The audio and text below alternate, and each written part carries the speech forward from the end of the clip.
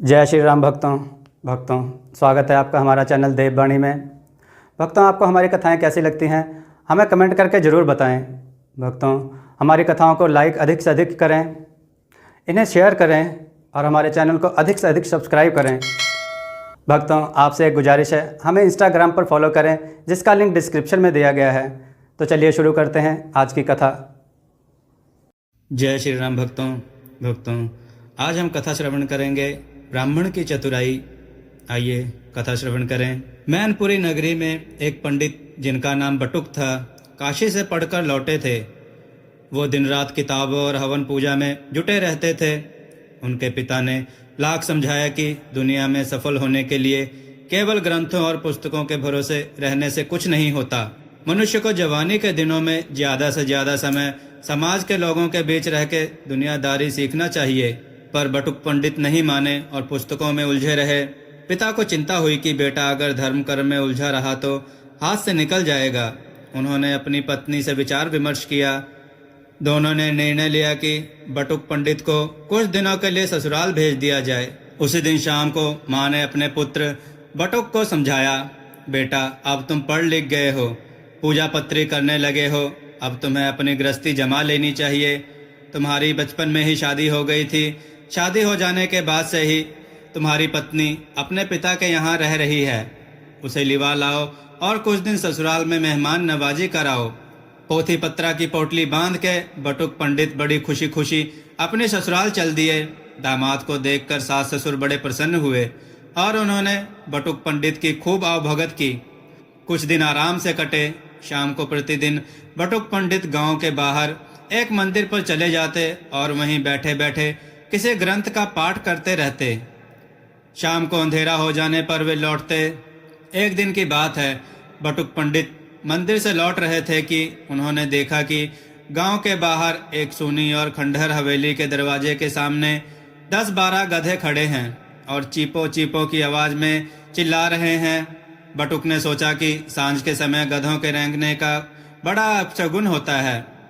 पता नहीं गांव का कौन आदमी इस वक्त कहाँ जा रहा हो या कौन सा शुभ काम चल रहा हो, इसलिए उचित होगा कि अपशगुन पैदा कर रहे इन गधों को इस सोनी हवेली में बंद कर दिया जाए। उन्होंने हवेली का जर्जर हो चुका पुराना दरवाजा खोला और गधों को अंदर करके चले गए। वे गधे एक धोबी के थे। रात को गधे घर ना लौटे तो धोबी बड़ा परेशान हुआ। उसने खूब ढूंढा पर गधे ना मिले।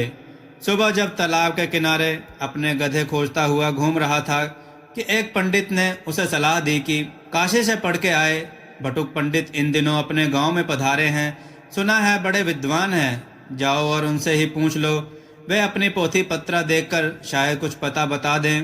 ढूंढता हुआ धोबी बटुक पंडित तक पहुंचा और अपने खोए हुए गधों के बारे में पूछने लगा। सहसा पंडित को कल शाम की घटना याद आ गई।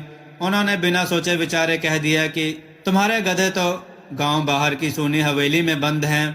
यह सुनकर धोबी उछल पड़ा। वह दौड़ता हुआ हवेली तक गया और किवाड़ खोलकर देखा तो अपने पूरे के पूरे गधे वहां बंद दिखाई दिए। उसने अपने गधे बाहर निकाले और उन्हें हाँकता हुआ अपने घर लौट आया। वह बटुक पंडित के ज्ञान को मान गया था। अब उसे जो भी आदमी मिलता वह उससे बटुक पंडित की तारीफ करने लगता। धीरे धीरे पूरे गांव में बटुक पंडित के ज्योतिष ज्ञान का प्रचार हो गया। अगले दिन सुबह से ही बटुक पंडित से मिलने के लिए गांव के तमाम लोग आने लगे। सबके पास अपनी अपनी समस्याएं थी। बटुक पंडित हर एक को झूठी सच्ची बातें बताने लगे। लोग संतुष्ट होकर घर लौटने लगे। होते होते बटुक पंडित की प्रशंसा गांव के जमींदार तक पहुंची। उन्हीं दिनों उसका सोने के सिक्कों से भरा हुआ घड़ा अचानक गायब हो गया था। लोगों ने जमींदार को सलाह दी कि इस मामले में बटुक पंडित से परामर्श लिया जाए। बटुक पंडित के ससुराल में पालकी भेजकर उन्हें बुलाया गया।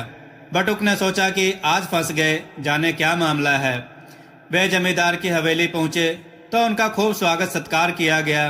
जलपान के बाद जमींदार ने बटुक पंडित को अपने सोने से भरे सिक्कों का घड़ा चोरी होने की बात बताई और चोर का अता पता पूछा। बटुक पंडित डर गया और उसने आनाकानी की तो जमींदार ने कहा कि अगर तुम जानबूझकर चोर का नाम नहीं बताओगे तो मैं यह मानूंगा कि तुम चोर से मिले हो। इसलिए आज रात तुम हवेली में ही रहो और कल सुबह अपने ज्योतिष ज्ञान के आधार पर पूरा हाल बताओ। यदि तुम चोरों का साथ दोगे तो तुम्हारा सिर कलम कर दिया जाएगा। मजबूर होकर पंडित को जमींदार की हवेली में रात रुकना पड़ा। बड़े स्वादिष्ट भोजन और अतिथि गृह के गुदगुदे बिस्तर पर भी पंडित को नींद नहीं आ रही थी। वह करवटें बदल रहा था। उसे तो आने वाला कल दिखाई दे रहा था जब उसकी पोल खुलेगी। अगर वह कुछ बताएगा नहीं तो यह माना जाएगा कि वह चोरों से मिला है, और अगर वह गलत सलत कुछ बोलता है तो पोल खुलने का डर है। पंडित नींद में प्रार्थना करते हुए गाने लगा, आजा प्यारी नींदरिया, कल कटेगी घिचरिया। अर्थात प्यारी नींद, आज तो मत रूठो, मेरी आंखों में आजा, कल तो मेरी गर्दन कटना तय है। हवेली में निंदरिया तथा घिचरिया नाम की दो नौकरानियां थीं। जमींदार का सिक्कों से भरा घड़ा चुराने में उन दोनों नौकरानियों का हाथ था। जब पंडित अपने गीत में निंदरिया और घिचरिया को पुकारने लगा तो वे डर गईं और उन दोनों ने समझा कि पंडित को असली बात का पता लग गया है। अगर कल बटुक पंडित ने जमींदार से हमारा नाम ले दिया तो हम लोगों की खैर नहीं। पता नहीं जमींदार इस चोरी के लिए हमें क्या दंड दे। वे दोनों अंधेरे में खड़ी थरथर कांप रही थी। आखिरकार उन दोनों ने हिम्मत बांधी और पंडित के पास आईं। दोनों औरतों को अचानक अपने पास आया देखकर बटुक पंडित एकदम से डर गया। उसने सोचा कि ऐसा लगता है जैसे मुझे लेने के लिए यमदूतों की जगह यमदूती आ गई है। दोनों नौकरानियों ने पंडित के पांव पकड़ लिए और रोने लगी। बटुक का साहस जागा और वह ऊपरी तौर पर अकड़ दिखाता हुआ उनसे बोला, क्या बात है, क्यों रोती हो? डरते डरते एक नौकरानी ने कहा, पंडित जी, आपको तो पता चल ही गया है कि जमींदार का सिक्कों से भरा घड़ा हमने चुराया है। अब हम यही प्रार्थना करने आए हैं कि आप कल जमींदार को हमारा नाम ना बताएं। यह सुनकर बटुक पंडित की तो बाछें खिल गईं। वह लापरवाही से बोला, देखो, मुझे सब पता है कि हार की चोरी कौन ने की है। मैं तो तुम लोगों की परीक्षा ले रहा था। अब मैं जैसा चाहूं वैसा बर्ताव तुम लोगों के साथ करूंगा। यह सुनकर उन दोनों ने पंडित के पांव पकड़ लिए और कहा कि हम अभी सोने के सिक्कों से भरा हुआ घड़ा आपके पास लाने के लिए तैयार हैं, पर आप हमें बचा लीजिए। जमींदार को कल हमारा नाम मत बताइए। बटुक ने उन्हें आश्वस्त किया और सोने के सिक्कों से भरा हुआ घड़ा लाने का आदेश दिया। एक नौकरानी दौड़कर गई और छुपाया हुआ वह सिक्कों से भरा हुआ घड़ा उठा लाई।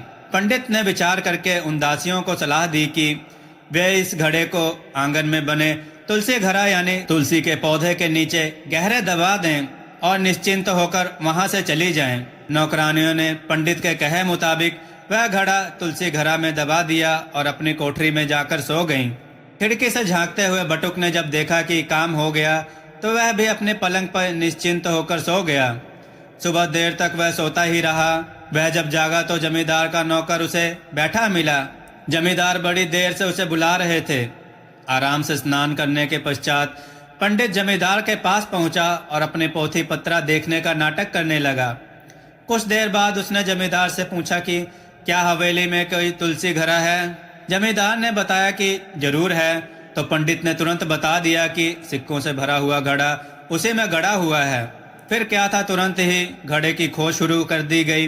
तुलसी घड़ा में गड़ा हुआ सिक्कों का घड़ा मिल गया।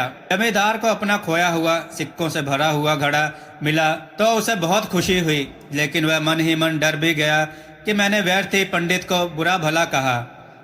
कहीं उन्होंने नाराज होकर मुझे श्राप दे दिया तो मेरा सर्वनाश ही हो जाएगा। वह पंडित के पैरों पर गिर पड़ा और अपनी कल की गलती के लिए माफी मांगने लगा। बटुक पंडित ने उसे क्षमा कर देने का आश्वासन दिया और हवेली से चले जाने की तैयारी शुरू कर दी। जमींदार ने नए नए कपड़े और खूब सारा धन देकर पंडित को पालकी में बिठाकर विदा किया। बटुक पंडित सोच रहा था कि अब इस नगर में रुकना खतरनाक है, कल कोई नया झमेला ना आ जाए, इसलिए ससुराल छोड़ देना चाहिए। ससुराल पहुंचकर पंडित ने तुरंत ही अपनी पत्नी को चलने के लिए राजी कर लिया और वे लोग उसी दिन दोपहर को वहां से चल पड़े। रास्ते में एक नदी मिली तो पंडित ने अपने पुस्तकों की पोटली नदी में फेंक दी। जब उसकी पत्नी ने पूछा तो बटुक पंडित बोले कि पुस्तकों का ज्ञान तो अधूरा ही होता है, अब मुझे दुनियादारी का भला बुरा देखकर अपना ज्ञान पूरा करना है, तभी मैं विद्वान कहलाऊंगा। घर लौटकर यही बात उन्होंने अपने पिता से कही तो उनके पिता बहुत खुश हुए। कि आखिरकार पुत्र को सही ज्ञान मिल ही गया। भक्तों, आपकी इस कथा के बारे में क्या राय है, हमें कमेंट में जरूर बताएं। भक्तों, हमें इंस्टाग्राम पर फॉलो करें जिसका लिंक डिस्क्रिप्शन में दिया गया है। भक्तों, हमने देववाणी.com नामक वेबसाइट बनाई है जिस पर हमने कथा, कहानियाँ, मंत्र, आरती इत्यादि लिखित में डाले हैं। आप उस पर जाएं, उन्हें पढ़ें और अपने विचार कमेंट के रूप में हमें अवश्य दें। जय श्री राम भक्तों।